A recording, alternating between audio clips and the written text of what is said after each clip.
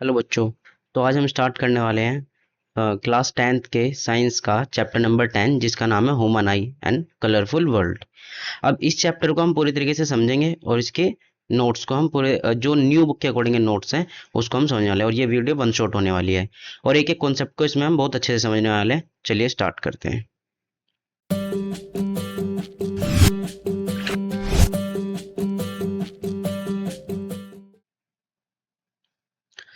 तो सबसे पहले हम इसमें पढ़ेंगे the human I and the colourful world. ये हमारे चैप्टर का नाम है। अब देखो ये हमारे पास जो है इसके नोट्स है ना, बहुत शॉर्ट बनाए गए हैं और जो न्यू सिलेबस है उसके अकॉर्डिंग बनाए गए हैं और एक एक चीज को बहुत ध्यान से समझेंगे। तो सबसे पहले हम ह्यूमन आई के बारे में पढ़ते हैं। ह्यूमन आई होती क्या है? ह्यूमन आई क्या है? The sense organ that helps us to see. Human eye क्या है? एक सेंस ऑर्गन है जो हेल्प करता है अस टू सी, जिससे हम देख पाते हैं। ठीक है। और ह्यूमन आई का अब इसके कुछ पॉइंट्स हैं वो पढ़ते हैं। ह्यूमन आई जो है उसका डायमीटर क्या होता है? जो आई बॉल होती है ना उसका डायमीटर अप्रोक्सीमेटली कितना होता है? वो हमारा 2.3 सेंटीमीटर होता है, अप्रोक्स में होता है पर ये। ठीक है, ये हमें याद रखना है इसमें। और फिर located in I socket in school. अब देखो ह्यूमन आई क्या है, देखो सबसे पहले हमने इसमें क्या देखना है कि एक सेंस ऑर्गन है जिससे हम चीजें देख पाते हैं, सराउंडिंग अपनी जितनी भी चीजें हैं वो देख पाते हैं। और इस आई बोल जो आई है उसका ये जो ये सर्कल है, ये टाइप का स्पेयर है, इसका डायमीटर कितना होता है? 2.3 सेंटीमीटर अप्रोक्स में। और लोकेटेड इन आई सॉकेट, ये कहाँ पे होता है? आई सॉकेट जो स्कल होता है ना, स्कल जो हेड होता है हमारा उसके वहां पे एक सॉकेट बने होते हैं, ये दो आई होती है जो स्पेस होता है उसको बोलता है आई सॉकेट। ठीक है। तो ये थी बातें हमारी ह्यूमन आई के बारे में। अब ह्यूमन आई के, अब चैप्टर का नाम ह्यूमन आई है तो सिर्फ ह्यूमन आई एक छोटी सी डेफिनेशन से काम तो चलेगा नहीं। अब इसके पार्ट्स जो जो हैं उनके क्या क्या काम है, उनके क्या क्या नाम है, वो चीजें हम इसमें सब समझने वाले हैं। तो सबसे पहले हम इसमें समझेंगे ह्यूमन आई के अंदर एक लेंस होता है। ह्यूमन आई के अंदर एक लेंस होता है, पहली चीज हम इसमें ये समझेंगे। अब जो वो लेंस है, लेंस कहाँ पे होता है? देखो ये है लेंस, ये जो ये दिख रहा है इसको लेंस बोलते हैं। ये वाली चीज जो है ये लेंस है। ठीक है।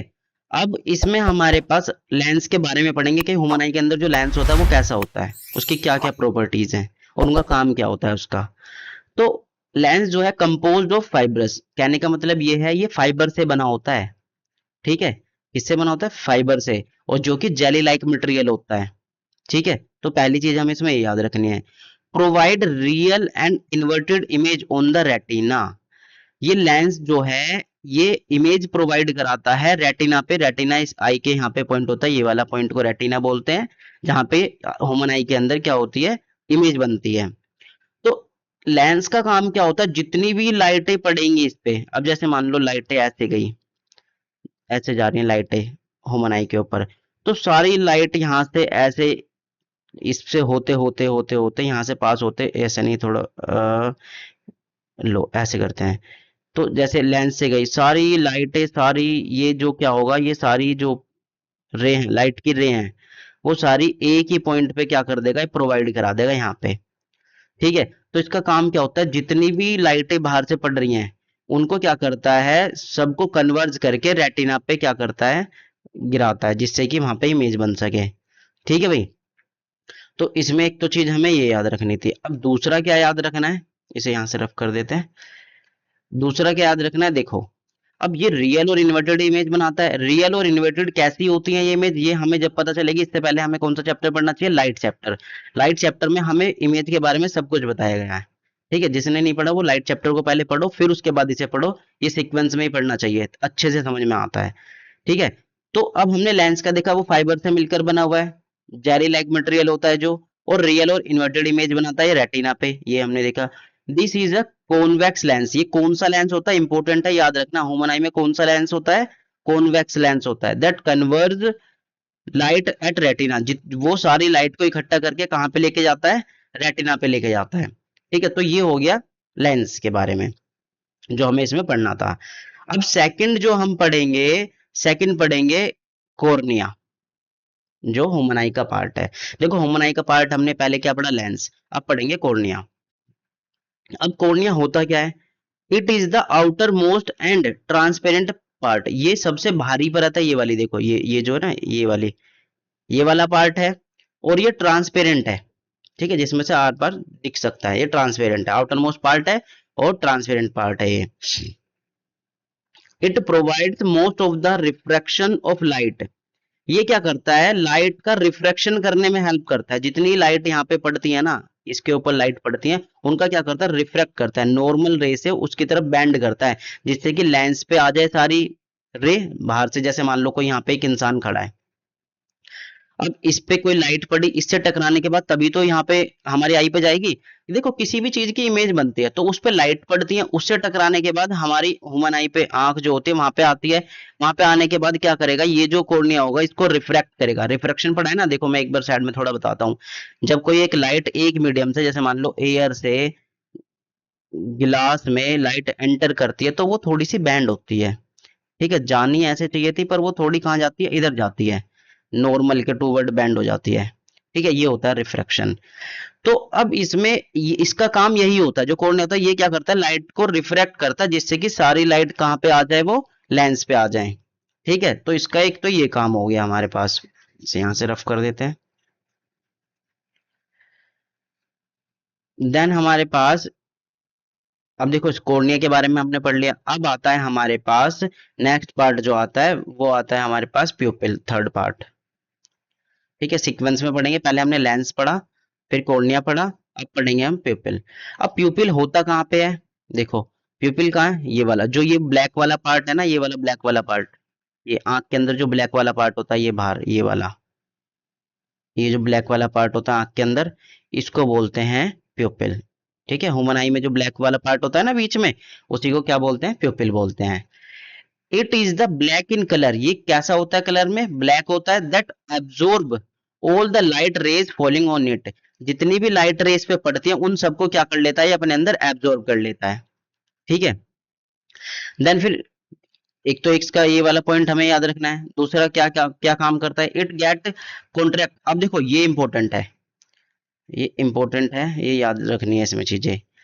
It get contracted when light intensity is high, ये क्या करता है प्यूपिल, इसका काम क्या होता है, जब लाइट इंटेंसिटी हाई होती है ना, जब लाइट की एक तरीके से मान के चलो, जब भी लाइट तेज होगी, जब भी लाइट जो होगी तेज होगी, तो ये क्या करेगा, कॉन्ट्रैक्ट हो जाएगा, मतलब कि सिकुड़ जाएगा।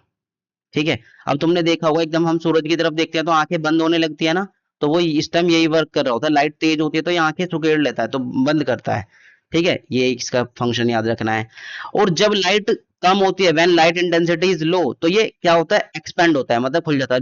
अब ये कैसे समझोगे, जब जैसे मान लो हम उजाले में से एकदम अंधेरे में जाते हैं तो हमारी आंखें बड़ी होती हैं। ठीक है, ऑटोमेटिक बड़ी होती है, क्योंकि ये हमारे नर्वस सिस्टम से काम कर रही होती हैं, तो ऑटोमेटिक क्या होती है, एक्सपेंड होने लग जाती हैं। ठीक है, तो हमें ये याद रखना है, जो ह्यूमन आई जो प्यूपिल है, वो जब लाइट इंटेंसिटी तेज होती है तो वो क्या होता है, कॉन्ट्रैक्ट मतलब सिकुड़ता है।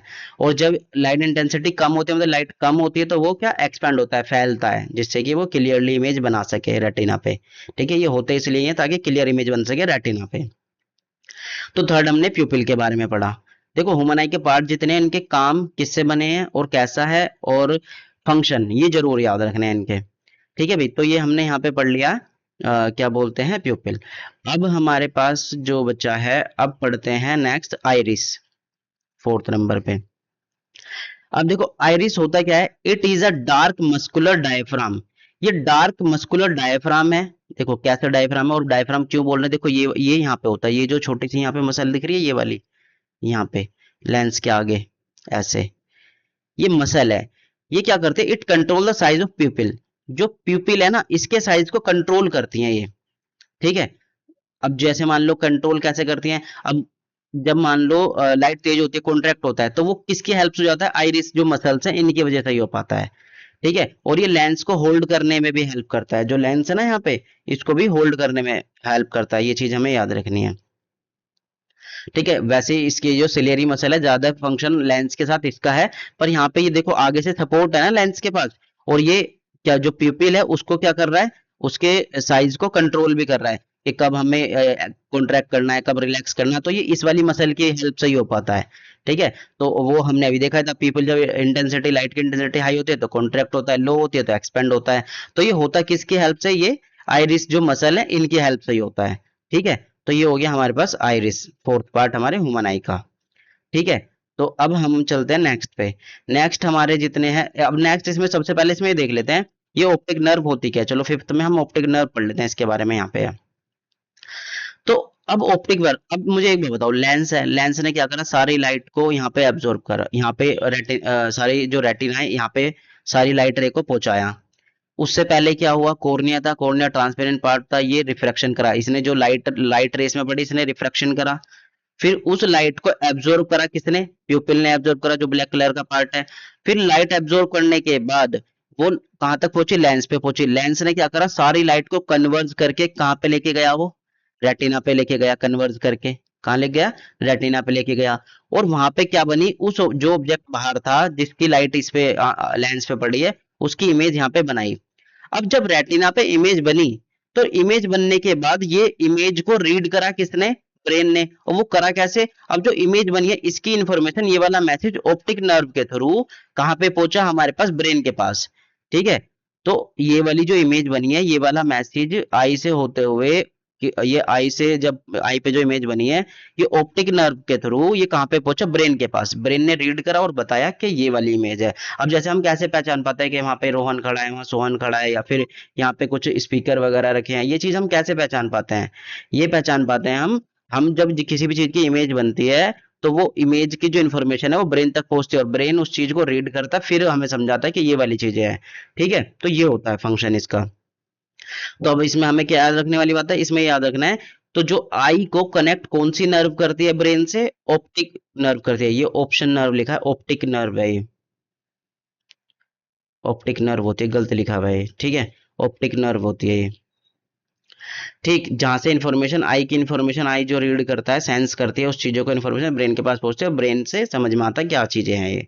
ठीक है, तो अब चलते हैं हम नेक्स्ट पे। अब हमारे क्या क्या बचती है, एक तो सिलियरी मसल बचती है। सिलियरी मसल का थोड़ा ज्यादा पोर्शन था तो इसलिए यहाँ पे नहीं लिखा, वो नेक्स्ट स्लाइड पे है। और रेटिना क्या होता है, ब्लाइंड स्पॉट क्या होता है, एक्वाज ह्यूमर क्या होता है, विट्रस ह्यूमर क्या होता है, और सस्पेंसरी लिगामेंट क्या होता है, ये सारी चीजें हम इसमें पढ़ने वाले हैं। चलो सस्पेंसरी लिगामेंट को तो हम यही समझ रहे थे। देखो सस्पेंसरी लिगामेंट क्या होता है, जो लेंस को सस्पेंशन प्रोवाइड कराता है। सस्पेंशन का मतलब ये है, जैसे स्पंज होता है ना, वो एक तरह से हम दबाते हैं वापस वैसे ही हो जाता है, वो वाला जो मोशन है उस वो चीज प्रोवाइड कराता है लेंस को। ठीक है, तो ये तो सस्पेंसरी लिगामेंट में याद रखें, एक लिक्विड है जिससे सस्पेंशन बना रहता है ह्यूमन आई के लेंस के पास, ये होता है हमारे पास। चलिए अब नेक्स्ट पे चलते हैं। अब नेक्स्ट पे हमारे पास आता है सबसे पहले रेटिना। अब रेटिना क्या है, मैंने बताया था रेटिना पे इमेज बनती है, तो उसको हम क्या भी बोलते हैं, स्क्रीन भी बोलते हैं। ह्यूमन आई की स्क्रीन है जहाँ पे इमेज बनती है। It is a screen of eye where image is form, ये एक स्क्रीन है जहाँ पे इमेज बनती है। It consist of two types of cell, ये दो टाइप की सेल से मिलकर बना होता है। कौन कौन सी सेल है हमारे पास, पहली हमारी कोन सेल, दूसरी हमारी रोड सेल। कोन सेल का काम क्या होता है, दैट रिस्पॉन्स टू कलर, जो कलर को पहचानती है। देखो रेटिना है हमारे पास, जैसे मान लो ये रेटिना है, इसके पास दो टाइप की सेल हैं, ये स्क्रीन है। अब एक सेल जो है जो कलर को पहचानेगी, जैसे मान लो यहाँ ऑब्जेक्ट है, वो कौन से कलर का ऑब्जेक्ट है वो पहचानेगी।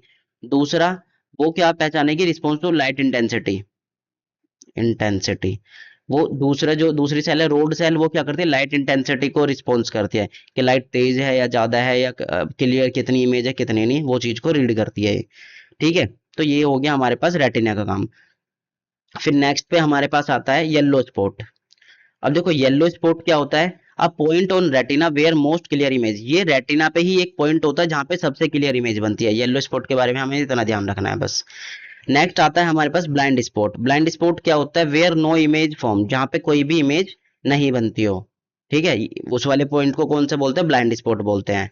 और ये लगभग लगभग मैं आपको डायग्राम में बताऊं, लगभग लगभग ये यहाँ पे होता है। देखो ये रहा इसका, यहाँ पे रेटिना यहाँ पे होता है, ब्लाइंड स्पॉट यहाँ पे होता है। ठीक है, ऑप्टिक नर्व मैंने अभी बताई थी, ये डायग्राम भी हम दिखाते चलेंगे साथ में। देन फिर हमारे पास आता है एक्वाज ह्यूमर। अब देखो सबसे पहले देखते हैं एक्वाज ह्यूमर होता कहाँ है। एक्वाज ह्यूमर कहाँ होता है, एक्वाज ह्यूमर होता है ये रहा बाहर की साइड, जो ये है ना कॉर्निया और प्यूपिल, उसके बीच में होता है यहाँ पे। ठीक है, इनके पास होता है।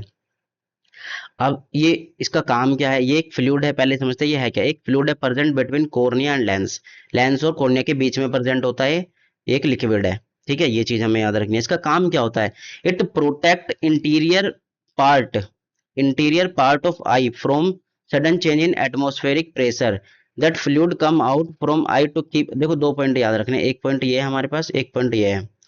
ये क्या करता है, प्रोटेक्ट करता है किससे, जैसे मान लो हमारी आंख में अचानक से कोई चोट लग जाए, दबाव लग जाए, या आंख पे कोई हमारे मार दे, तो उस जो सडन चेंज एटमॉस्फेरिक प्रेशर में जो चेंज आया है, उससे आंख पे अंदर के लेंस को दिक्कत ना हो जाए, टूट ना जाए, या फिर अंदर के लेंस में चोट ना लगे, उस चीज से बचाता है, उस शॉक को एब्जॉर्ब करता है, उस वाली चोट को क्या करता है, मैकेनिकल इंजरी से बचाता है, ठीक है। क्योंकि देखो लिक्विड होता है, तो उसमें अगर हम तेजी से कुछ मारते हैं तो वो आधे से ज्यादा जो उसकी पावर होती है ना, प्रेशर होता है, उसको एब्जॉर्ब कर लेता है, तो उसमें ये हेल्प करता है, ठीक है। ये चीज हमें ध्यान रखनी है। और the fluid come out from eye to keep clean and moisture, एक काम और होता है, जैसे जो कोई रोते वगैरह हैं तो आंसू वगैरह आते हैं, वो यही वाला लिक्विड होता है।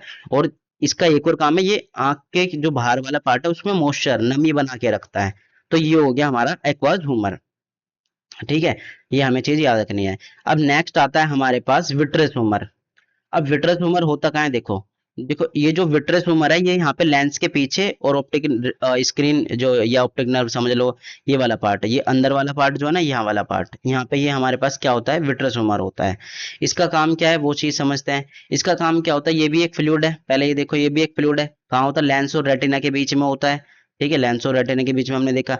इसका फंक्शन क्या होता है, फंक्शन होता है dense jelly like fluid present in posterior part of eye that protect from collapsing due to sudden change in atmospheric pressure. A time का मतलब है एटमॉस्फेरिक प्रेशर। अब देखो, जैसे मान लो ये यहाँ पे प्रेजेंट है, अब बाई चांस किसी वजह से यहाँ से प्रेशर लगा, यहाँ से फोर्स लगी, तो ये ऐसे चिपक ना जाए, ऐसे जैसे बलून होता है ना, अंदर की तरफ दब ना जाए, ये जो लेंस वाला पार्ट है ये अंदर की तरफ दब ना जाए, ऐसे अंदर की तरफ दब ना जाए, उस चीज से प्रोटेक्ट करता है, ठीक है। जैसे पिलो लगा लेते हैं ना, ताकि एक वो बना रहे क्या, प्रेशर सा बना रहा है जिससे कमर टिकी रहती है, वैसे उस टाइप का भी काम है इसका, वो चीज समझ लो। अगर हम दूसरा एग्जाम्पल समझे, जैसे मान लो हमारे पास बलून है, अब बलून को तो हम हाथ से दबा के चिपका देते हैं, ऐसे चिपका देते हैं, ये ऐसे, ये वाला पार्ट ऐसे मिला सकते हैं ना, यहाँ पे इसको मिला देते हैं, ऐसे कर सकते हैं हम, बिल्कुल टच कर सकते हैं यहाँ पे, ठीक है। पर अगर ऐसे वो दब गई, अगर वो दब गई हमारे पास, ये हमारी जो आई का जो पार्ट है, ये वाला पार्ट और ये वाला पार्ट आपस में मिल गया, तो अंदर की जो मसल्स हैं वो डैमेज हो जाएंगी, उसमें इंजरी आ जाएगी, तो इससे फिर आंखें खराब हो जाएंगी। ऐसा ना हो, इस ये वाला काम करता है, जो एटमॉस्फेरिक प्रेशर में चेंज होता है उसकी वजह से ये आंख जो है पिचक ना जाए, अगर हम सिंपल भाषा में समझे तो उस चीज से ये हमें बचाता है, ठीक है। दूसरा काम क्या याद रखना, it help to focusing the image clearly on retina. और ये एक और काम करता है, जो किसी भी ऑब्जेक्ट की जो रेज आती है ना, वो डार्क बना के रखता है अंदर से, ताकि रिफ्लेक्शन ना हो सके, लाइट टकरा के वापस में बैंड हो जाए, इसलिए वो डार्कनेस अंदर प्रोवाइड कराता है, जिससे कि सारी रे कहाँ जाए, रेटिना पे जाए, इसका ये भी काम होता है, ठीक है। ये चीज हमें याद रखनी थी। तो ये हमारे पास ह्यूमन आई के पार्ट थे और उनके कुछ फंक्शन। अब नेक्स्ट वाले पार्ट पे चलते हैं। नेक्स्ट वाला पार्ट और इम्पोर्टेंट पार्ट, नेक्स्ट पार्ट है और इम्पोर्टेंट पार्ट भी है, ये हमें याद रखना है। तो सिलियरी मसल आती है। अब सिलियरी मसल कहाँ होती है वो देख लेते हैं पहले, ह्यूमन आई में। सिलियरी मसल, देखो सिलियरी मसल कहाँ होती है, सिलियरी मसल होती है ये वाली मसल, देखो अब मैं इसे पहले यहाँ से रफ ये कर देता हूँ सब चीज, ताकि क्लियर दिखे। तो सिलियरी मसल देखो, ये वाली जो मसल है ना, लेंस को होल्ड कर रही है नीचे से भी और ऊपर से भी, लेंस को होल्ड करके रखी हुई है, ये होती है सिलियरी मसल। अब इनका काम क्या होता है वो समझते हैं। तो सिलियरी मसल का काम क्या होता है, ये लेंस को होल्ड करके रखती है, अभी हमने देखा लेंस को होल्ड करके रखती है। It adjust the focal length of lens. अब जो लेंस होता है, जैसे मान लो ये हमारा लेंस है, ओमन आई का लेंस है, इसकी फोकल लेंथ को क्या करेगा, ये एडजस्ट करेगा, ठीक है। कब ज्यादा करनी है, कब कम करनी है फोकल लेंथ, उसकी उस पर वो चीज करता है, ये उसको कंट्रोल करता है। अब फोकल लेंथ क्या होती है, अगर लाइट चैप्टर पढ़ा होगा तो तुम्हें बहुत अच्छे से समझ में आई होगी। अदरवाइज फोकल लेंथ मैं बताता हूँ, जिससे कि जो सारी रे की लाइट है वो किस पे बन जाए, जो हमारा स्क्रीन है उस पे पूरी तरीके से पहुंच जाए, उसके रिस्पॉन्स में, या फिर उसको देखते हुए फोकल लेंथ को एडजस्ट करना पड़ता है, ठीक है। तो अब हमारे पास फोकल लेंथ एडजस्ट कर रहा है, अब वो कैसे करता है, देखो सिलियरी मसल अगर रिलैक्स है, अगर रिलैक्स है, नॉर्मल फॉर्म में है, तो इसका मतलब लेंस कैसा है, थिन है, पतला लेंस है, तो लेंस की शेप कैसी होगी, वो थिन होगी, ठीक है।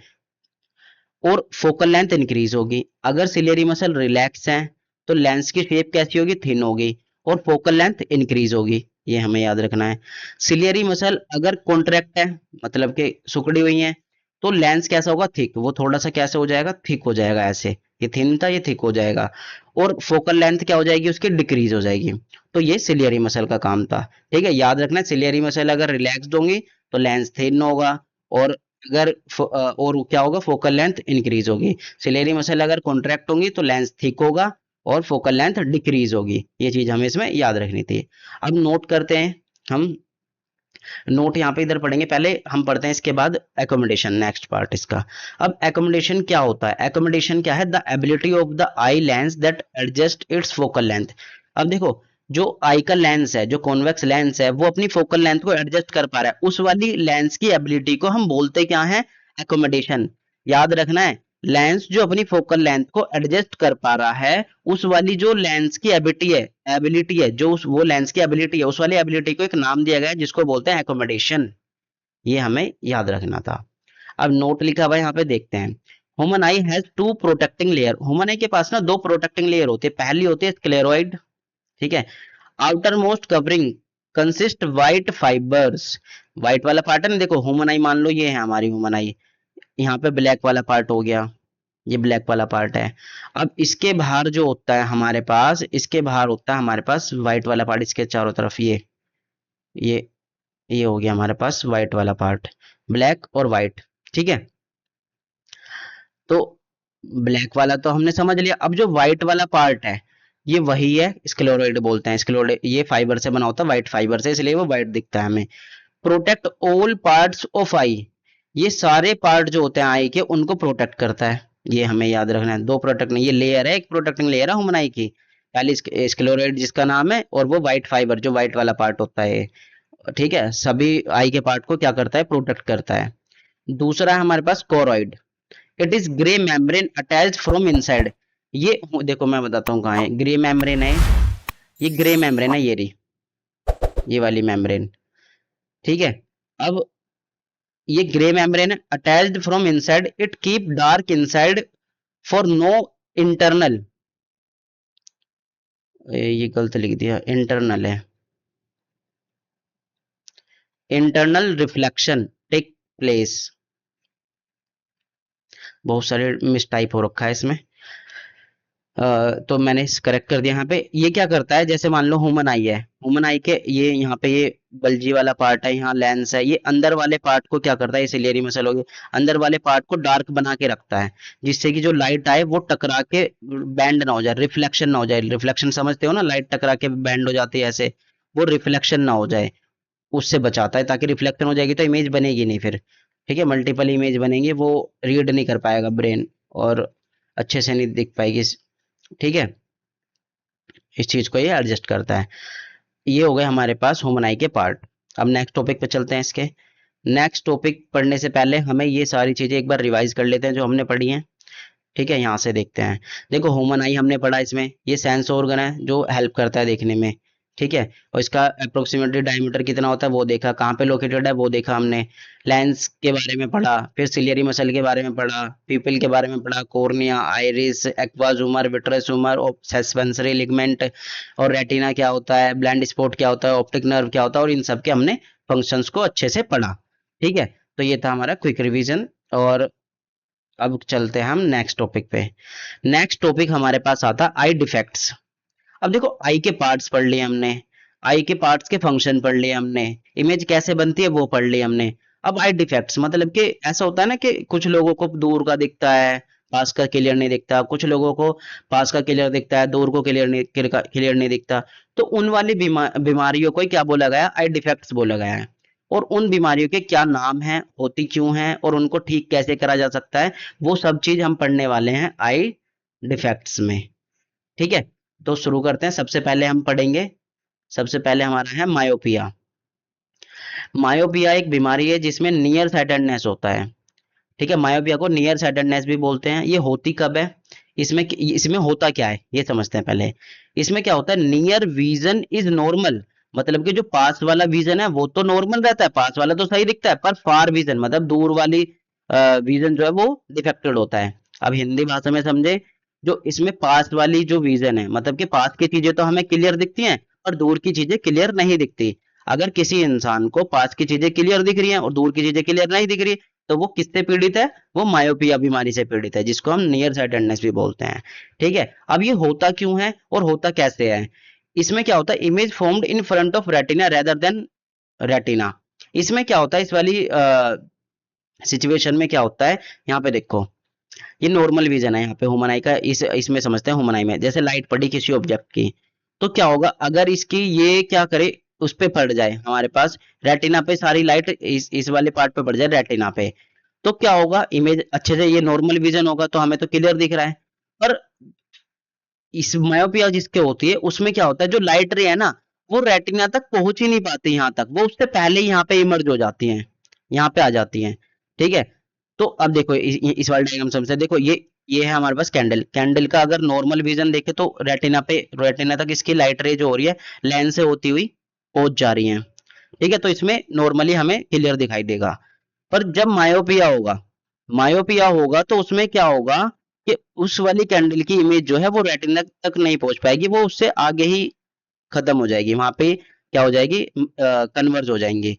तो अब जब रेटिना तक वो उसकी लाइट रे पहुंची नहीं तो इमेज बनेगी नहीं, ब्लरी दिखाई देगा हमें। ठीक है, तो ये हो गया हमारे पास मायोपिया, कि भाई नॉर्मल विजन ऐसा होता है, जब मायोपिया होता है तो लाइट रे वो रेटिना के आगे तक ही रह जाती है, मायोपिया तक, वो रेटिना तक पहुंच नहीं पाती मायोपिया वाले केस में।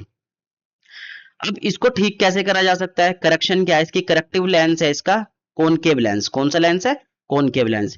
हम कॉनकेव लेंस का स्पेक्स लगा के, मतलब कि चश्मे लगा के हम इसको क्या कर सकते हैं, करेक्ट कर सकते हैं।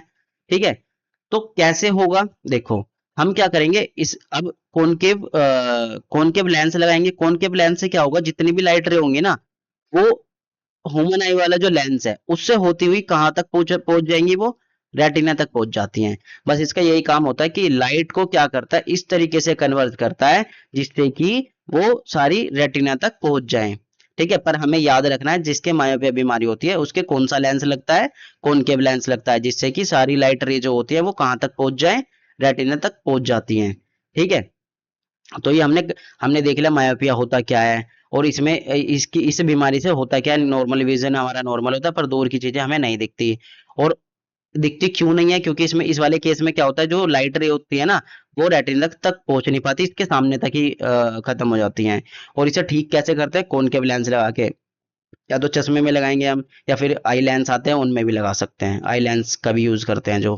ठीक है, फिर हमारे पास क्या होता है, और ये हमने डायग्राम भी देखा, डायग्राम के साथ ही बनाना होता है, जब अगर क्वेश्चन आता है तो डायग्राम बनाना होता है ये।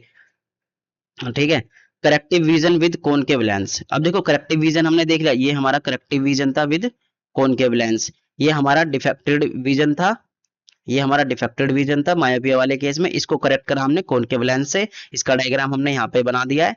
ठीक है, देन अब कोज ऑफ मायोपिया, मायोपिया होता क्या है, होता क्यों है, इसकी कारण क्या है जिससे कि मायोपिया हो जाता है, ये वाली बीमारी होती है। अब excessive curvature of eye lens, कहने का मतलब ये है, जो आई लेंस होता है ना वो क्या हो जाता है, थिक हो जाता है, बड़ा हो जाता है। ठीक है, muscle do not relax properly, जब मसल ना जो ये वाली मसल होती हैं, ये सिलियरी मसल होती हैं, ये अच्छे से रिलैक्स नहीं कर पाती ना, आई लेंस की जो मसल्स होती हैं, जब ये रिलैक्स नहीं कर पाती ना, तो क्या होता है, ये जो लेंस है वो रिलैक्स ना होने की वजह से उसके आई जो आई लेंस है वो थिक हो जाता है बहुत ज्यादा। ठीक है, वो एक तरीके से थिक हो जाता है, मोटा हो जाता है, जिससे क्या होता है, उसकी जो इमेज है ना, उसकी लाइट जो है वो वहां तक पहुंचा ही नहीं पाता, उसकी एबिलिटी कम हो जाती है। इलोंगेशन ऑफ आई बॉल, और दूसरा कारण क्या है, जब आई बॉल ये वाली पूरी आई है, अगर उसका क्या हो जाता है, इलोंगेशन, ये बड़ी हो जाती है, सूज जाती है, तब भी वो क्लियर नहीं दिखाई देता। तो इसके दो कारण याद रखने हैं कि इस वजह से मायाविया बीमारी होती है। अगर प्रॉपरली आई जो आई मसल है वो रिलैक्स नहीं करेंगी तो भी हमारे पास मायाविया बीमारी हो सकती है। और इलैंग्वेशन ऑफ आई, आई सूज जाती है, आंख सूज जाती है, तब भी ये हमारे पास बीमारी हो सकती है। ठीक है, तो ये था हमारे पास आई डिफेक्ट का पहला जो बीमारी, जो कि मायोपिया थी। अब नेक्स्ट पे चलते हैं। नेक्स्ट होती है हमारे पास हाइपरमेट्रोपिया। ठीक है, सेकंड जो बीमारी है आई डिफेक्ट्स की, वो हमारे पास है हाइपरमेट्रोपिया।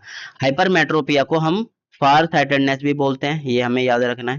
ठीक है, अब इस वाले केस में क्या होता है, इसमें फार विजन तो दूर की चीजें तो क्लियर दिखती हैं, पर पास की चीजें क्लियर नहीं दिखती, नियर विजन इज डिफेक्टेड। देखो दूर की चीजें, उसमें क्या था मायोपिया में, हमें पास की चीजें क्या हो रही थी, जो मायोपिया था, पास की नियर विजन नॉर्मल था पर फार विजन डिफेक्टेड है, दूर की चीजें नहीं दिख रही थी।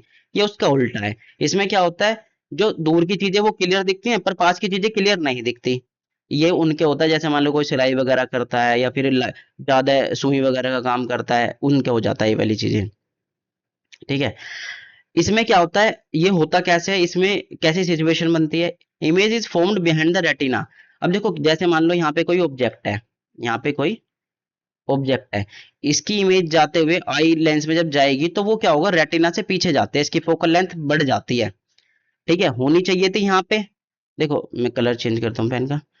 हाँ हम लिख ले, रेड ले लेते हैं, होनी चाहिए थी यहाँ पे, पर उसकी फोकल लेंथ इंक्रीज होके रेटिना के पीछे चली जाती है, तो इमेज बनेगी नहीं, क्योंकि इमेज तभी बनती है जब सारी लाइट कन्वर्ज कहाँ पे हो, रेटिना पे हो, तब इमेज बनती है। तो और इसमें क्या होता है, near point of I move away, जो नियर पॉइंट होता है वो मूव अवे, कहने का मतलब ये है, बहुत से देखा है ना जो बुजुर्ग होते हैं वो दूर करके देखते हैं चीजों को कि वो क्लियर दिख जाए, वो वाली चीजें बता रहा है कि नियर पॉइंट इसका क्या है, जो दूर हो जाता है, नियर पॉइंट जो होता है इसका। ठीक है। और ये होता कैसे है, क्योंकि इसकी लाइट रे जो होती है वो रेटिना के पीछे चली जाती है, मतलब कि फोकल लेंथ इंक्रीज हो जाती है, और उसमें डिक्रीज हो रही थी, ये याद रखना है मायोपिया में। अब इसका डिफेक्टेड विजन, हमने डिफेक्टेड विजन का डायग्राम ये देखा। ठीक है। अब इसको करेक्ट कैसे कर सकते हैं, इसका करेक्टिव लेंस कौन सा होता है, कॉन्वेक्स लेंस, इसको हम कॉन्वेक्स लेंस की हेल्प से क्या कर सकते हैं, करेक्ट कर सकते हैं। तो इसका करेक्टेड विजन देखो डायग्राम में, हमने यहाँ पे इसके क्या लगा दिया, चश्मे में लगा दो, आई लेंस लगा दो, कौन सा लेंस लगा दिया, कॉन्वेक्स लेंस लगाया। इसने क्या करा, सारी लाइट को जिनकी फोकल लेंथ जो इंक्रीज हो गई थी उनको डिक्रीज करके कहाँ तक लिया, वो रेटिना तक लिया, जिससे कि इमेज क्लियर बन सके। ठीक है, ये इसका डायग्राम था करेक्टिव विजन वाला।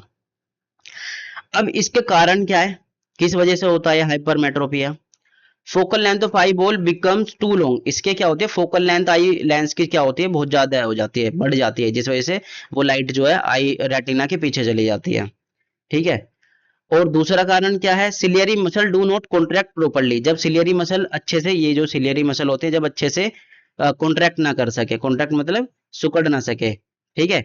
हमेशा इलोंगेटेड ही रहे, तब भी ये हमारे पास होता है आइरिस, जब ये अच्छे से काम नहीं करती, सिलियरी मसल, सॉरी। ठीक है। तो ये हमारे पास हो गया हाइपरमेट्रोपिया। अब नेक्स्ट पे चलते हैं हम। नेक्स्ट आता है हमारे पास थर्ड बीमारी जो है, थर्ड बीमारी का नाम है हमारे पास प्रेस बायोपिया। कौन सी, प्रेस बायोपिया। और प्रेस बायोपिया को हम ओल्ड एज क्या बोलते हैं, ओल्ड एज हाइपरमेट्रोपिया भी बोलते हैं, जो मतलब बुजुर्ग लोगों के हो जाती है, जो जिनकी उम्र ज्यादा हो जाती है ना। अब देखो उम्र ज्यादा होने की वजह से हमारे जो सेंस ऑर्गन है वो प्रॉपरली वर्क नहीं कर पाते। तो आई भी हमारे पास सेंस ऑर्गन है, उम्र ज्यादा होने की वजह से, जैसे मान लो जो सिलियरी मसल थी, ये लेंस है, लेंस के ऊपर सिलियरी मसल होती है, यहाँ भी सिलियरी मसल होती है, ये अच्छे से काम नहीं कर पाते, क्योंकि बुजुर्ग होने की वजह से इनकी एबिलिटी क्या हो जाती है, खत्म हो जाती है। ठीक है, उसको बोलते हैं ओल्ड एज हाइपरमेट्रोपिया। अब देखो प्रेस बायोपिया में हमें क्या होता है, ये होता क्यों है, due to loss of power of accommodation. Accommodation मैंने बताया था, एकोमोडेशन होता क्या है, जब लेंस की फोकल लेंथ को एडजस्ट करने की एबिलिटी को हम बोलते हैं एकोमोडेशन। अब जब लेंस की फोकल लेंथ एडजस्ट करने की एबिलिटी जो होती है वो खत्म हो जाए, वो खत्म हो जाए, तो क्या होता है, वो ना ही कॉन्ट्रैक्ट कर पाता ना ही रिलैक्स कर पाता।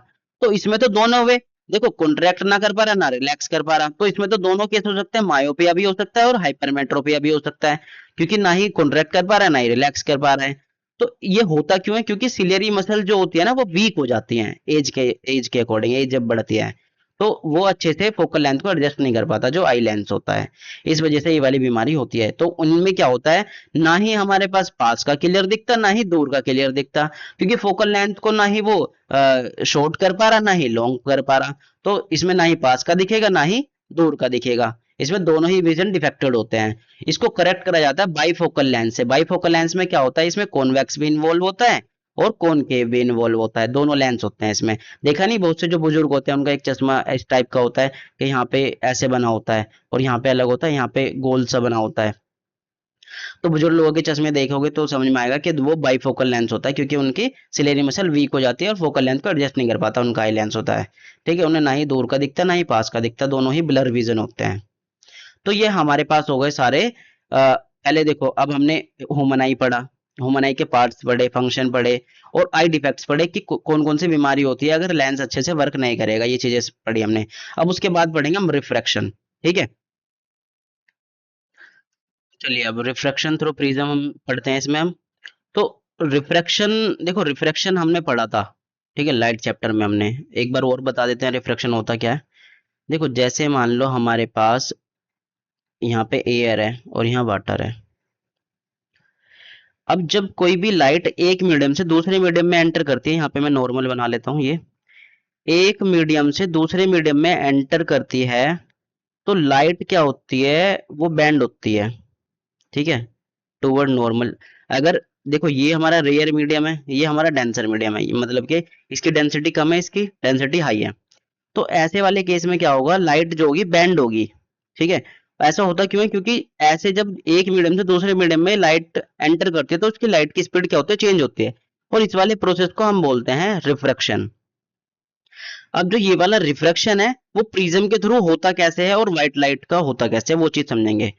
इंपॉर्टेंट पार्ट है, ध्यान रखना है। प्रिज्म क्या है, it is a piece of glass, ये एक पीस ऑफ ग्लास है, देखो ये प्रिज्म है, ग्लास प्रिज्म। अब इसमें हमें पढ़ना क्या है, dispersion of light through prism, ठीक है। हमारा मेन टॉपिक क्या है, dispersion of light through prism, कि जो व्हाइट लाइट है उसका डिस्पर्जन होता कैसे है प्रिज्म में, वो चीज हम इसमें समझेंगे। अब पहले एक बार इसकी डेफिनेशन पढ़ते हैं। When white light is through passed through, ये पास्ड की स्पेलिंग गलत है, पास्ड थ्रू ग्लास प्रिज्म, जब व्हाइट लाइट को हम ग्लास प्रिज्म से पास कराते हैं, it split into 7 constituent colour to form bond of 7 colour. ये देखो व्हाइट लाइट जो होती है ना उसके अंदर 7 कलर होते हैं, जैसे मान लो ये व्हाइट लाइट हमने पास कराई, इसके अंदर 7 कलर होते हैं। तो जब भी हम एयर से लाइट गई, अब ग्लास के अंदर गई, तो क्या होगा, वो क्या होगा, ग्लास प्रिज्म के जब अंदर जाएगी तो वो व्हाइट लाइट ना अपने 7 कॉन्स्टिट्यूएंट कलर में क्या हो जाएगी, स्प्लिट हो जाएगी, ब्रेक हो जाएगी, अपने 7 कलर जो होते हैं, ठीक है। उसी वाले प्रोसेस को बोलते हैं हम dispersion of light, white light. तो अब इसको एक बार अच्छे से समझते हैं। देखो जब भी हम व्हाइट लाइट को ग्लास प्रिज्म से पास कराते हैं, जैसे मान लो यहाँ से व्हाइट लाइट हमने पास कराई, तो वो अपने 7 कलर में ऐसे क्या हो जाएगी, डिवाइड हो जाएगी। और सबसे ऊपर कलर जो होगा हमारे पास रेड कलर होगा, फिर ऑरेंज होगा, फिर येलो होगा, फिर ग्रीन होगा, ब्लू होगा, वॉयलेट होगा, और इसको बोलते हैं विबग्योर। उल्टा पढ़ते हैं, VBGYOR, विबग्योर, इसको हम विबग्योर भी बोलते हैं। मैं यहाँ पे लिख देता हूँ VBGYOR, ठीक है, विबग्योर। तो व्हाइट लाइट जब ग्लास प्रिज्म से होकर निकलती है तो अपने 7 कलर में टूटती है और क्या फॉर्म करती है, विबग्योर, ठीक है। विबग्योर मतलब violet, blue, green, yellow, orange, red, और सबसे ऊपर जो कलर होता है वो रेड होता है, सबसे नीचे वॉयलेट होता है, ये भी हमें याद रखना है, सीक्वेंस याद रखना होता है। ये भी हम पढ़ेंगे कि रेड ही ऊपर क्यों होता है और वॉयलेट नीचे क्यों होता है। अब देखो जब व्हाइट लाइट ब्रेक होती है इसमें, अब जैसे मान लो ऐसे गई, बैंड हो के ऐसे पहुंचती हैं ये लाइटें, तो इस वाले केस में क्या होता है, जो सबसे पावरफुल लाइट होती है जैसे कि रेड लाइट, वो सबसे ऊपर रहती है, वो कम बैंड होती है। जो जैसे जैसे वीक लाइट होती जाएगी वो ज्यादा बैंड होती चली जाएगी, ठीक है। तो इसका मतलब क्या हुआ, सबसे वीक लाइट कौन सी हुई हमारे पास, वॉयलेट हुई, और सबसे स्ट्रॉन्ग लाइट कौन सी हुई, रेड लाइट हुई, ठीक है। अब इसकी वेवलेंथ जो होती है बहुत हाई होती है रेड वाले की, और वॉयलेट वाले की बहुत कम होती है, इससे हमें याद रखना है। अब वेवलेंथ क्या होती है ये भी हम आगे समझेंगे। अभी पहले हमें यही ध्यान रखना था कि ग्लास प्रिज्म से जो डिस्पर्जन ऑफ लाइट होता है वो कैसे होता है। इसमें क्या होता है, जब भी हम एक लाइट को ग्लास प्रिज्म से पास कराते हैं तो अपने 7 कलर में टूट जाती है, ठीक है। उन 7 कलर का नाम याद रखना है, और इसी प्रोसेस को हम बोलते हैं डिस्पर्जन ऑफ लाइट। तो ये हो गया हमारा डिस्पर्जन ऑफ लाइट। चलिए आगे चलते हैं। अब नेक्स्ट पे हमारे पास आता है वो लाइट जो ब्रेक हुई है, 7 कलर ब्रेक हुए हैं, उस वो बनाता है एंगल ऑफ डेविएशन। डेविएशन मतलब कितनी लाइट बैंड हुई है प्रिज्म से होने के बाद। इसका फॉर्मूला होता है 1/वेवलेंथ, ठीक है। अब देखो कैसे समझेंगे, जैसे मान लो लाइट यहाँ से एंटर करी, अब वो ऐसे जाने के बाद कुछ बैंड हुई, क्या हुई, कुछ बैंड हुई यहाँ पे हमारे पास। अब जो जिस एंगल पे वो बैंड होती है उसी एंगल को क्या बोलते हैं, वेवलेंथ का एंगल होता है हमारे पास वो, ठीक है। उसी से हम उस चीज को समझते हैं। और अब वेवलेंथ और मैक्सिमम वेवलेंथ और मिनिमम वेवलेंथ क्या होती है वो चीज समझेंगे अब हम। तो अब देखो मैक्सिमम वेवलेंथ और मिनिमम वेवलेंथ को कैसे समझेंगे हम। अगर मैक्सिमम वेवलेंथ है मतलब कि वेवलेंथ हाई है उसकी, तो बेंडिंग जो होगी ना लाइट की वो मिनिमम होगी, कम। तो इसका मतलब क्या हुआ, जो ये रेड लाइट है, रेड लाइट की वेवलेंथ क्या होती है, बहुत हाई होती है, जिस वजह से वो कम बेंड करती है। और उससे नीचे वाले कलर की वेवलेंथ कम होती है तो वो ज्यादा बेंड करती है, ऐसे ऐसे ज्यादा बेंड करती हैं। तो कहने का मतलब ये है जो एंगल ऑफ डेविएशन है वो क्या है, कि लाइट जितनी बैंड कर रही है ना, ये वाला जो एंगल है, इसको क्या बोलते हैं, एंगल ऑफ डेविएशन। अब वो डिपेंड करता है किस पे, लाइट की वेवलेंथ पे। अगर लाइट की वेवलेंथ ज्यादा है तो बेंडिंग ऑफ लाइट क्या होगा, मिनिमम, मतलब कि लाइट जो कम बैंड होगी। अगर वेवलेंथ कम है तो लाइट बैंड ज्यादा होगी। इसका मतलब सबसे कम वेवलेंथ होती है वॉयलेट वाले कलर की, जो सबसे ज्यादा बैंड करती है, सबसे नीचे होता है, इसलिए वो। तो ये कैसे पता लग रहा है कलर नीचे क्यों आ रहा है, जिनकी वेवलेंथ कम वो कलर नीचे ज्यादा बैंड हो जा रहा है तो वो नीचे दिख रहा है, और जिसकी वेवलेंथ ज्यादा है वो ऊपर दिख रहा है हमें। ठीक है, तो ये होता है एंगल ऑफ डेविएशन। और ध्यान से समझना ये एंगल ऑफ डेविएशन कैसे होता है, जितनी जितनी लाइट बैंड होगी उतना ही उसका एंगल ऑफ डेविएशन होगा। अगर वेवलेंथ हाई है तो एंगल ऑफ डेविएशन क्या होगा, कम होगा। अगर वेवलेंथ, यहाँ पे समझते हैं, देखो अगर वेवलेंथ हमारे पास हाई है, एंगल ऑफ डेविएशन कम होगा। अगर वेवलेंथ कम है तो एंगल ऑफ बेंडिंग जो होगा वो ज्यादा होगा, जिससे बेंडिंग लाइट ज्यादा बेंड करेंगी, तो ये रेसिप्रोकल होता है इसलिए। ठीक है, अब सबसे लीस्ट डेविएटेड, सबसे कम बैंड होने वाली लाइट कौन सी होती है, रेड कलर वाली। इसकी लॉन्गेस्ट वेवलेंथ होती है हमारे पास। और मोस्ट डेविएटेड, जो सबसे ज्यादा डेविएट होती है, वो कौन सी होती है, स्मॉलेस्ट वेवलेंथ होती है जिसकी, वो कौन सा होता है, वॉयलेट कलर होता है। तो ये हमारा सबसे ज्यादा लाइट बैंड कैसे होती है और सबसे कम क्यों होती है, वो चीज हमने समझ ली, क्योंकि उनकी वेवलेंथ कम या ज्यादा होती है, इस पर डिपेंड करता है वो। अब नेक्स्ट हमारे पास आता है रिकॉम्बिनेशन ऑफ व्हाइट लाइट। अब रिकॉम्बिनेशन ऑफ व्हाइट लाइट, अभी हमने व्हाइट लाइट को हमने ब्रेक करा था 7 कलर में। अब इन 7 कलर को क्या करेंगे, हम रिकम्बाइन करेंगे जिससे व्हाइट लाइट बन जाए। तो वो कैसे होता है, कुछ नहीं है, बहुत सिंपल सा प्रोसेस है। जो डिस्पर्जन ऑफ लाइट है ना थ्रू प्रिज्म, उसका ही वही वाला प्रोसेस होगा। देखो पहले हमने प्रिज्म लिया, यहाँ से व्हाइट लाइट पास कराई, वो अपने 7 कलर में ब्रेक हुई। फिर हमने क्या करा, जो 7 कलर बाहर निकले हैं उनके आगे हमने क्या कर दिया, एक इन्वर्टेड प्रिज्म रख दिया, उल्टा प्रिज्म रख दिया। उन 7 कलर को वापस हमने उस प्रिज्म पे डाला, तो वो वापस जो निकलेगी ना, वो व्हाइट लाइट निकलेगी। देखो अब इससे क्या याद रखना है, अगर हम व्हाइट लाइट पास कराते हैं प्रिज्म में तो वो अपने 7 कलर में टूटती है, और उन्हीं 7 कलर को जो ब्रेक होते हैं, स्प्लिट होते हैं, उन 7 कलर को वापस इन्वर्टेड अगर हम प्रिज्म में वापस गिराते हैं, तो वो जब बाहर निकलेगी ना, दूसरी तरफ बाहर निकलेगी, तो वो किस फॉर्म में निकलेगी, व्हाइट लाइट ही निकलेगी वो। ठीक है, और इसी को बोलते हैं रिकॉम्बिनेशन ऑफ व्हाइट लाइट। अब हमने कैसे करा, पहले हमने सीधा प्रिज्म रखा, वहां से व्हाइट लाइट पास कराई, पास कराने के बाद वहां से वो 7 कलर में ब्रेक हुई, ब्रेक होने के बाद उन 7 कलर को वापस इन्वर्टेड प्रिज्म में हमने क्या करा, लाइट को पास कराया, और वापस वो जब बाहर निकली उस वाले प्रिज्म से, सेकंड वाले प्रिज्म से, तो वो कैसी निकली, व्हाइट लाइट निकली वापस। ठीक है, इसी को बोलते हैं रिकॉम्बिनेशन ऑफ व्हाइट लाइट। तो जैसे मैंने बोला है ना, उस तरीके से ये आप अपनी लैंग्वेज में बना के भी लिख सकते हो। ठीक है, ये बहुत अच्छे समझ में आ गया होगा। नेक्स्ट हमारे पास आता है टोटल इंटरनल रिफ्लेक्शन। तो टोटल इंटरनल रिफ्लेक्शन होता क्या है, इसको समझते हैं। अब देखो, मान लो हमारा एक मीडियम है हमारे पास एयर, दूसरा मीडियम है हमारे पास वाटर।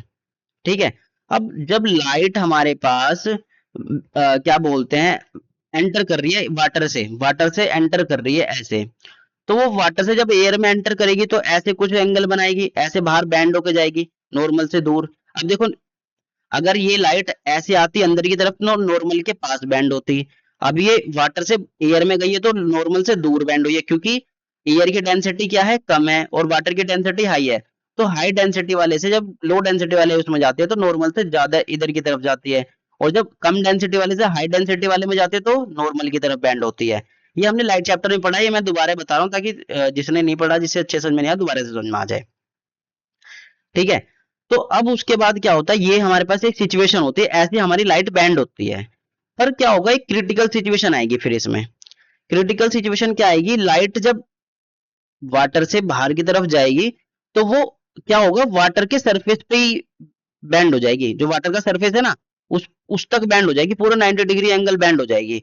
तो इसको क्रिटिकल एंगल पे लाइट, जो क्रिटिकल एंगल पे लाइट बैंड होना भी बोलते हैं हम। कि जब भी वाटर से एयर में लाइट एंटर कर रही है, मतलब कि एक मीडियम से दूसरे में एंटर कर रही है, अगर वो 90 डिग्री पे बैंड हो जाती है तो उसे क्रिटिकल एंगल पे लाइट बैंड करी है, वो बोलते हैं हम। अब जब क्रिटिकल एंगल से भी ज्यादा एंगल बन जाए नॉर्मल से, ये वाला एंगल देखो ज्यादा हो गया ना, ये वाला एंगल, तो अब ज्यादा एंगल हो जाएगा तो क्या होगा, देखो जैसे मान लो यहां से लाइट ऐसे गई, अब लाइट जानी चाहिए थी ऐसे सीधी, वो ऐसे ना जाके इतनी ज्यादा बैंड हो गई कि पानी में ही वापस बैंड हो गई, जो पानी था उसी में बैंड हो गई, जो हमारा मीडियम था उसी में वापस बैंड हो गई। तो इस वाले प्रोसेस को हम बोलते हैं टोटल इंटरनल रिफ्लेक्शन। कि एक मीडियम से लाइट स्टार्ट हुई और उसके सरफेस पे टकरा के वो वापस उसी में ही बैंड हो गई, तो उसको क्या बोलते हैं, टोटल इंटरनल रिफ्लेक्शन। इस वाले केस में क्या होता है, जो एंगल होता है वो नॉर्मल से 90 डिग्री से ज्यादा हो जाता है। और ये चीज ध्यान रखना, ये हमारा जो ये वाला एंगल होता है, ये वाला और ये वाला हमेशा इक्वल होता है, ये वाला और ये वाला इसके इक्वल नहीं बन रहा देखो। और ये वाला एंगल इसमें क्या बता रखा है, इक्वल, ऐसा हो भी सकता है इक्वल हो दोनों, ठीक है। तो इसी वाले प्रोसेस को हम क्या बोलते हैं, टोटल इंटरनल रिफ्लेक्शन। नेक्स्ट चलते हैं अब अब नेक्स्ट है और इम्पोर्टेंट है, ये क्वेश्चन पूछा जाता है, रेनबो फॉर्मेशन, रेनबो कैसे बनता है वो चीज समझेंगे हम।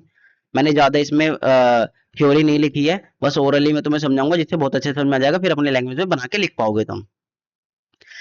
It is a natural spectrum appearing in the sky after rain shower. बारिश के बाद एक क्या बनता है, नेचुरल स्पेक्ट्रम बनता है, मतलब कि ये रेनबो बनता है जो स्काई में हमें दिखाई देता है, इसी को हम रेनबो बोलते हैं। It is observed in the direction opposite to the sun. अब देखो सन की डायरेक्शन की लाइट इधर है, तो ये इसके अपोजिट में दिखाई दे रहा है, लाइट की डायरेक्शन इधर है पर दिखाई किधर दे रहा है, इधर, सन के अपोजिट में। ऐसा नहीं हो सकता, अगर मान लो अगर ह्यूमन आई इधर है ना, यहाँ पे इसे दिखाई नहीं देगा, ये क्या होना चाहिए, मतलब ये इसके बीच में होना चाहिए, इसके ऐसा नहीं होना चाहिए कि इसके पीछे है या फिर वाटर ड्रॉप के इधर है। अगर इंसान यहाँ खड़ा है और यहाँ से देख रहा है इधर, तो इसे दिखाई नहीं देगा ये रेनबो, ये उस वाले इंसान को ही दिखाई देगा जो सन और वाटर ड्रॉपलेट्स हैं जो उनके क्या होगा, बीच में होगा, या इनके इसके क्या बोलते हैं, यहाँ पे होगा अपोजिट में, ठीक है, उन्हीं को दिखाई देता है ये। अब ये बनता कैसे है, ये देखो इसका प्रोसेस देखो, ये रेनबो फॉर्म होता कैसे है। अब मान लो जब बारिश होती है, बारिश की बूंदें होती हैं, बारिश की बूंदें बहुत सारी होती हैं, ठीक है, क्या होता है, सन की लाइट उसमें क्या होती है, सन की लाइट, व्हाइट लाइट जो होती है ऐसे यहाँ पे पड़ेगी, वाटर ड्रॉपलेट्स पे पड़ी, वहां से टकराने के बाद व्हाइट लाइट अपने सेवन कलर में क्या हो जाती है, ब्रेक हो जाती है। ब्रेक होने के बाद वो वापस ऐसे बाहर ना निकल के ना, टोटल इंटरनल रिफ्लेक्शन होता है उसके अंदर, कि जो बारिश की ड्रॉपलेट थी उसी बूंद के अंदर वो सारी लाइट वापस रिफ्लेक्ट हो जाती है, ऐसे टोटल इंटरनल रिफ्लेक्शन हो जाता है, ठीक है। अब रिफ्लेक्शन होता है तो जब वे बाहर निकलती है ना, ऐसे जब बाहर निकलती है तो इधर की तरफ वो रेनबो फॉर्म हुआ दिखता है हमें, ये इसका रेनबो फॉर्मेशन का प्रोसेस था। एक बार दोबारा से समझो, जब सनलाइट वाटर ड्रॉपलेट्स पे पड़ती है तो वो अपने सेवन कलर में ब्रेक होती है, सेवन कलर में ब्रेक होने के बाद उसके अंदर क्या होता है, वो व्हाइट लाइट उससे पार ना जाके, बाहर ना जाके, अंदर टोटल इंटरनल रिफ्लेक्शन हो जाता है, रिफ्लेक्शन लाइट टकरा के बैंड हो जाना, ठीक है, वो रिफ्लेक्शन हो जाता है, जिससे क्या होता है, सारी लाइटें जो होती हैं बाहर इधर वाली साइड आ जाती हैं, सारी लाइटें इधर वाली साइड आ जाती हैं, और जो इधर इंसान खड़ा होता है उसको वो वहां पे वो सेवन कलर दिखाई देते हैं, और उसी को हम क्या बोलते हैं, रेनबो, ठीक है। तो इसका ये प्रोसेस था, ये हमें याद रखना है।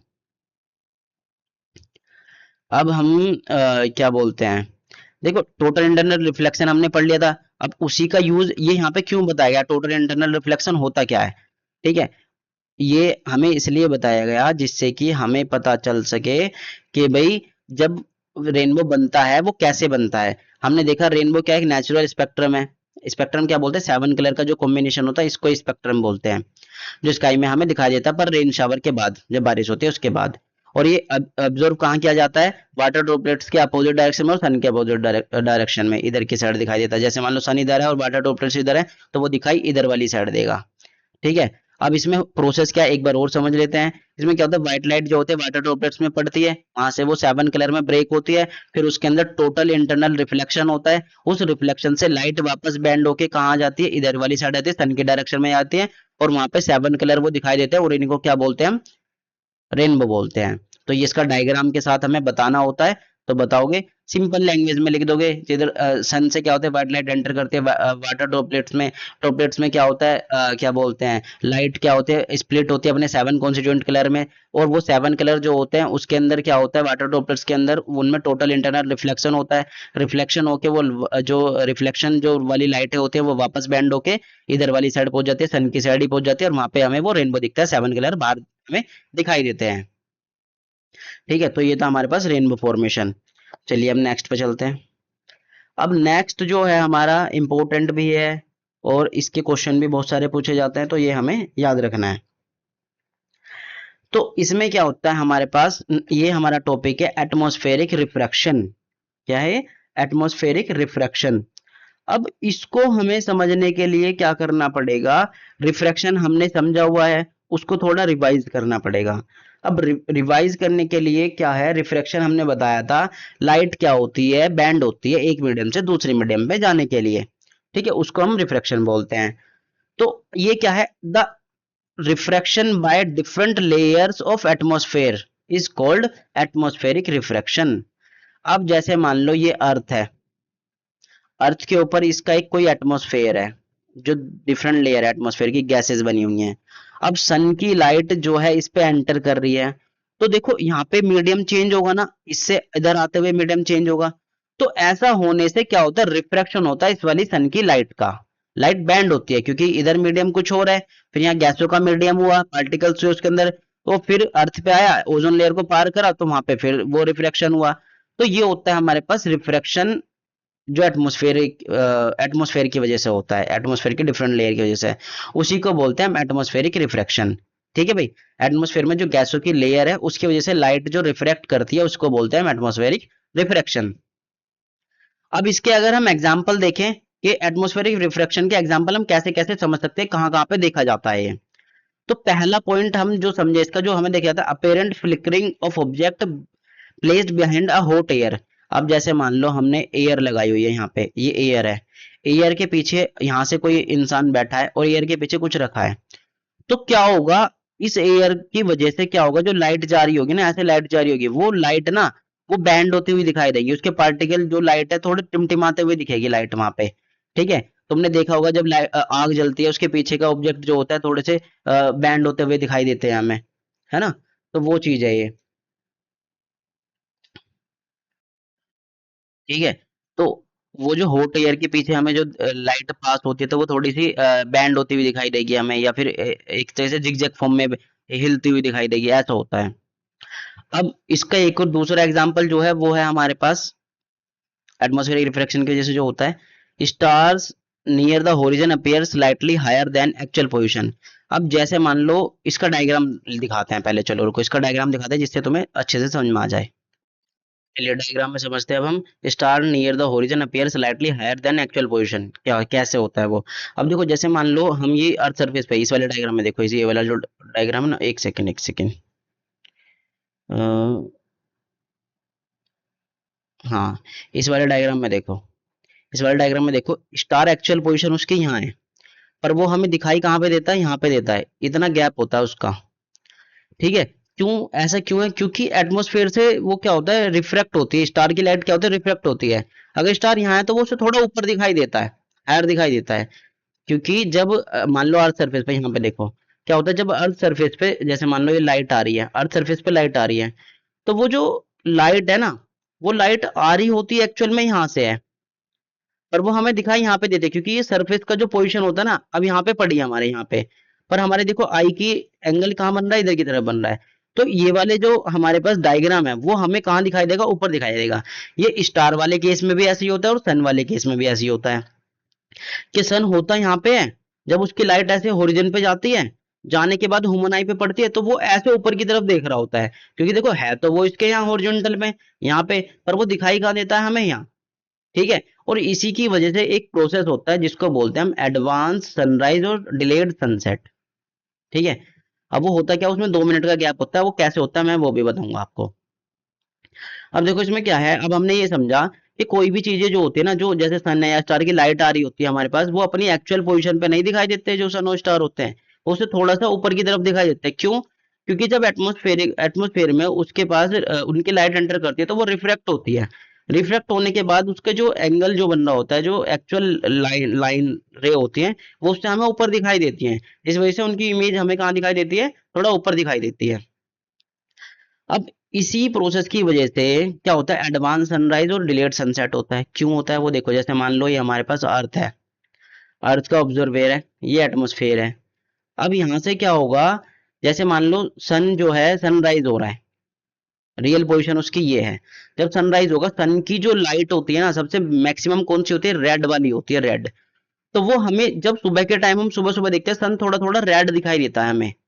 ठीक है, ऑरेंज टाइप का, रेड टाइप का हमें दिखाई देता है, क्योंकि जो सन की लाइट आ रही होती है, जब वो 7 कलर की सबसे ऊपर वाली लाइट कौन सी होती है, रेड ऑरेंज ये वाली तो होती है, येलो, तो ये हमें ऐसा दिखाई देता है। और जो उसकी एक्चुअल पोजीशन है वो उससे हमें थोड़ा सा ऊपर ऊपर दिखाई देता है, क्योंकि एटमॉस्फेरिक रिफ्रैक्शन की वजह से लाइट देखो ऐसे एंटर करती है और ऐसे यहाँ पे पड़ती है रिफ्लेक्ट होके, तो इसके इसका जो एंगल बनता है वो ऐसे सीधा बनता है, तो ये इमेज हमें कहाँ दिखती है, यहाँ पे दिखती है, पर वो एक्चुअल में होती नीचे है थोड़ा उससे। ऐसे ही सनसेट के टाइम होता है, जब वो सन बिल्कुल ही नीचे पहुंच जाता है पर उसके बावजूद भी हमें थोड़ा ऊपर दिखाई देता है, क्योंकि क्या होता है उसकी जो रेड वाली लाइट है ना वो ऐसे जा रही होती है, ऐसे रेड वाली लाइट ऐसे बैंड होके जा रही होती है, ऐसे यहाँ पे ऐसे बैंड होके जा रही होती है ऑब्जर्वर के पास। और तो इसलिए जब वो ऐसे जाती है तो वो उसकी जो लाइट रे वापस वो ऐसे थोड़ी ना बैंड करके देख सकता है, उसको तो ऐसे सामने दिखाई देता है वो, और वो तो वो यहाँ पे है। तो इसी को बोलते हैं एडवांस सनराइज और डिलेड सनसेट, कि जब भी सूरज उगता है और छिपता है तो उसमें ना वो 2 मिनट का गैप होता है, कि अगर यहाँ पे है ना तो वो उससे हमें 2 मिनट पहले ही कहाँ पे दिखाई देगा, यहाँ पे देगा। ठीक है, यहाँ पे वो पहुंचेगा कब, 2 मिनट बाद पहुंचेगा, पर वो हमें पहले से ही यहाँ पे दिखाने देने लगता है सनसेट और सनराइज के टाइम पे। ठीक है, तो ये हमारा एडवांस सनराइज और सनसेट होता है। ये होता क्यों है, होता है इस वजह से एटमॉस्फेरिक रिफ्लेक्शन की वजह से लाइट बैंड हो जाती है, जिससे हमें वो हायर दिखाई देता है। फिर नेक्स्ट हमारे पास आता है ट्विंकलिंग ऑफ स्टार। जो तारे हैं वो क्यों चमकते हैं, अब मुझे एक बार बताओ, जब हमारे पास इस जैसे मान लो स्टार यहाँ है, स्टार ये है, स्टार की लाइट यहाँ पे आएगी, अर्थ का सरफेस है, अब लाइट ऐसे आएगी पार्टिकल में टकरा टकरा के आती है ऐसे, यहाँ पे मान देता हूँ पार्टिकल में टकरा टकरा के आती है, जिगजैग फॉर्म में आती है।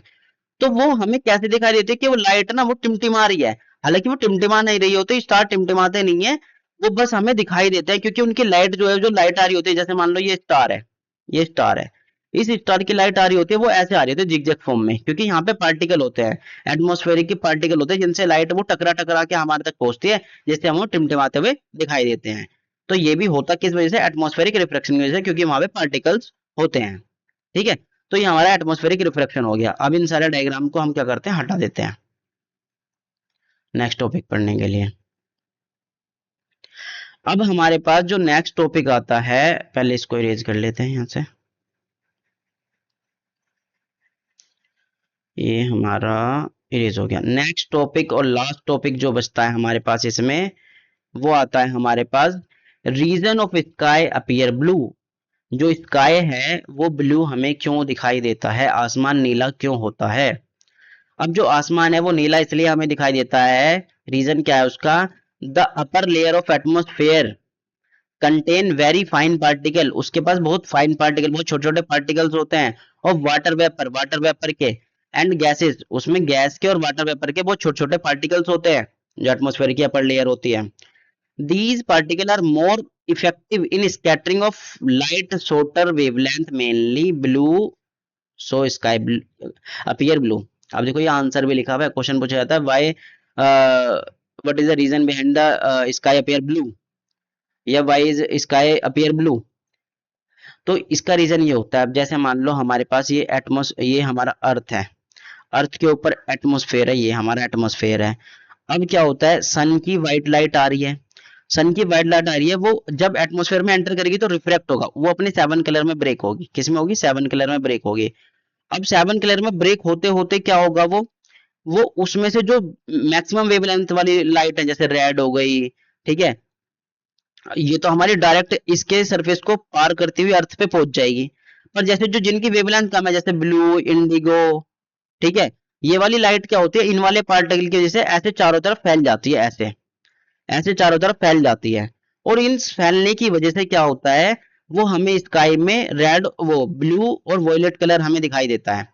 अब देखो कैसे, जैसे मान लो सन है, ये लाइट आई, तो इसकी जो 7 कलर आए, व्हाइट लाइट के जो 7 कलर आए, उसमें से ब्लू और हमारा वॉयलेट कलर जो है वो बहुत ज्यादा फैल जाता है, ऐसे स्कैटर्ड हो जाता है उन पार्टिकल की वजह से, जो यहाँ पार्टिकल प्रेजेंट होते हैं, किसके पार्टिकल, वाटर वेपर के और गैसेस के, उनकी वजह से क्या हो जाता है, उसमें रिफ्रैक्शन हो जाता है, और वो वाली लाइटें जो होती हैं फैल जाती हैं, इसलिए हमें स्काई ब्लू दिखाई देता है, और बाकी लाइटें सीधे चली जाती हैं, और फिर हमें नीचे वो व्हाइट लाइट ही दिखाई देती है।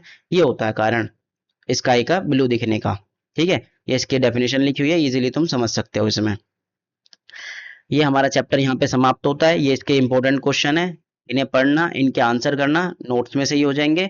और क्या बोलते हैं, एक इसमें एक चीज और याद रखना है, एक मैं बता देता हूँ, जो जैसे मान लो अर्थ है, अर्थ से ऊपर एस्ट्रोनॉट जाते हैं, रॉकेट के थ्रू एस्ट्रोनॉट जाते हैं, उन्हें स्काई कैसा दिखाई देता है, उन्हें डार्क दिखाई देता है, कैसा दिखाई देता है, डार्क। क्यों दिखाई देता है, क्योंकि अब वो इस एटमोस्फेयर से इधर वाली साइड है, इधर वाली साइड है। तो जब सन की लाइट पड़ रही होगी वो रिफ्रैक्ट ही नहीं होगी, रिफ्रैक्ट ही नहीं होगी, तो इसलिए उन्हें वो क्या बोलते हैं, वैसा ही दिखाई देता है, डार्क ही दिखाई देता है।